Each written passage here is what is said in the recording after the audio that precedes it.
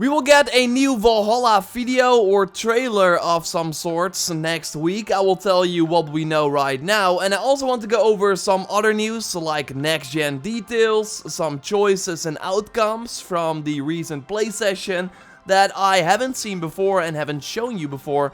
So a lot to go over. A like on the video would really help the channel out, and let's go. First up, the sponsor of this video, Surfshark, my go-to VPN that works on all your devices and you can also use on as many devices as you want, including your computer. And as I told you before, I like to use the Google Chrome extension to quickly connect to different locations and then have access to content that first wasn't available for me due to geo restrictions like on YouTube. Or Netflix has different shows depending on where you watch, and simply turning the VPN on, you can access other programs with your same account. But Surfshark of course also helps with online safety, so no one can see your IP address, passwords, private messages and a lot of other sensitive data, and you will also get real-time alerts when your emails or passwords are at risk of being hacked. So totally check Surfshark out via the link in the video description. As a viewer of my channel, you get 83% off and also 3 extra months for free.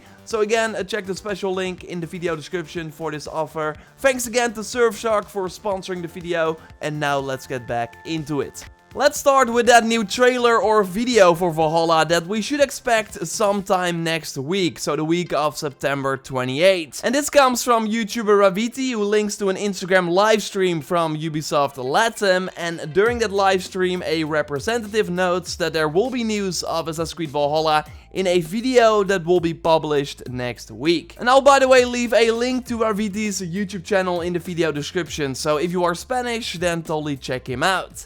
No, but this could of course be anything. We had social media videos here and there before, with the emojis kind of covering the whole screen. At one point they focused on England and the world we can explore in the game, but really the last legit trailer we had for Valhalla was on July 16th, that Eivor's Fate trailer. So that is more than 2 months ago and the game is out in a month and a half. So I totally expect the marketing to ramp up any moment now. Normally we of course had games come in August with like a second blowout, but yeah, obviously that did not happen this year. So we will likely see brand new footage soon, and when we do, I will of course let you know here on the channel. Like the actual new small piece of gameplay we're running on the Xbox Series S, and now we got more Assassin's Creed Valhalla next-gen details, in particular for the PlayStation 5. As I already told you in a recent Sunday video and on my Instagram page, totally follow me there, Instagram JorRaptor if you haven't already.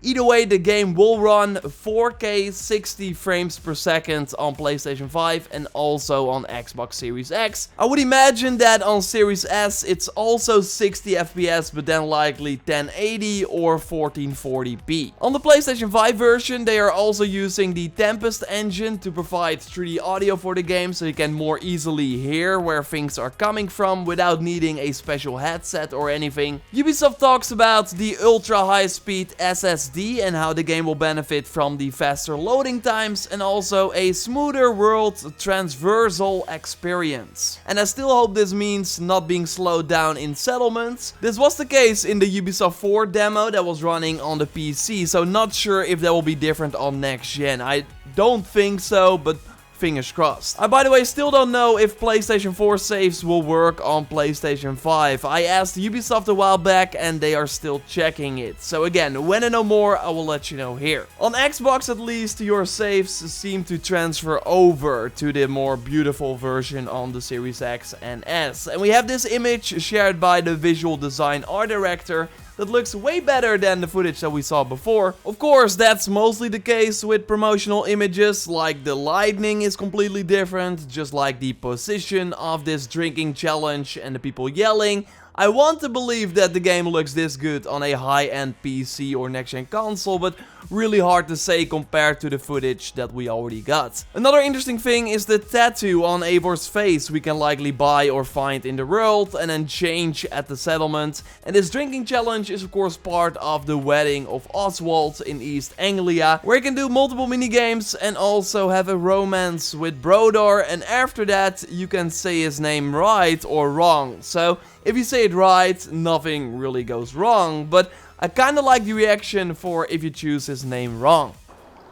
I shall as well, Brothir. Brothir?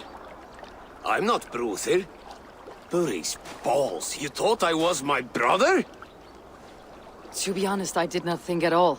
And this footage is, by the way, from Dantix. You find a link to his Valhalla content in the video description. And I will be using some other footage from him as well a little later on, because it's actually pretty cool to see how different the wedding can go depending on your choices. So at the end, after the party, you will speak to the people about King Oswald, and if you let Ruud live, he will intervene and actually wreck the party to challenge Oswald for a fight. So I took the fight on myself to protect Oswald, and then you have this extra boss battle against Ruud that you likely already saw before. But now I found footage from video game Sophistry, and I will of course link to them in the video description, because they show what happens when Oswald takes on the fight himself.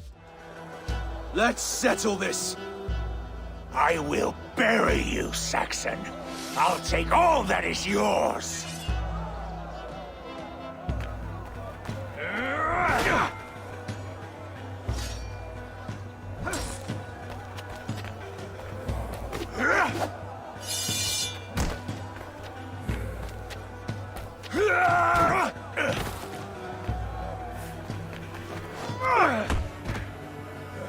Should a king show mercy to one so malevolent, so cruel?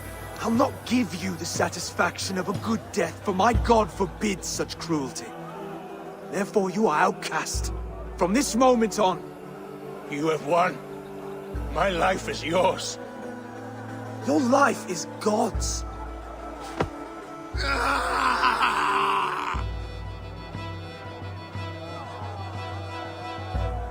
Now go! Leave my kingdom and never return!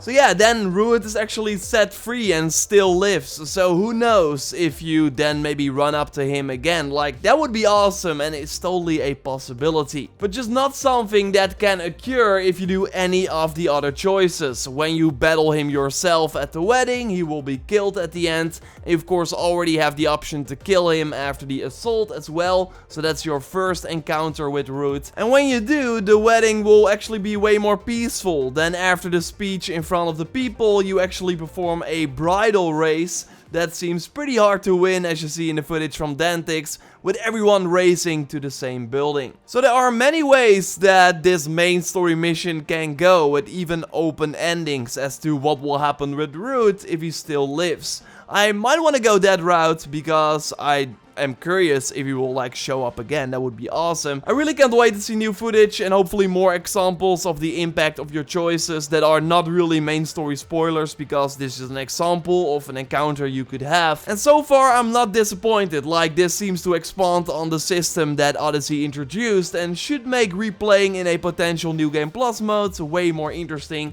When that new Valhalla video or trailer of course drops, I will be the first to tell you here on the channel. So totally subscribe for everything on the game. A like on the video would really help the channel out. Thanks again to Surfshark for sponsoring the video, and totally check out my recent video going over a fender that we saw for the first time in footage recently, and way more info by clicking on the screen. For now, I will speak to you next time, and goodbye.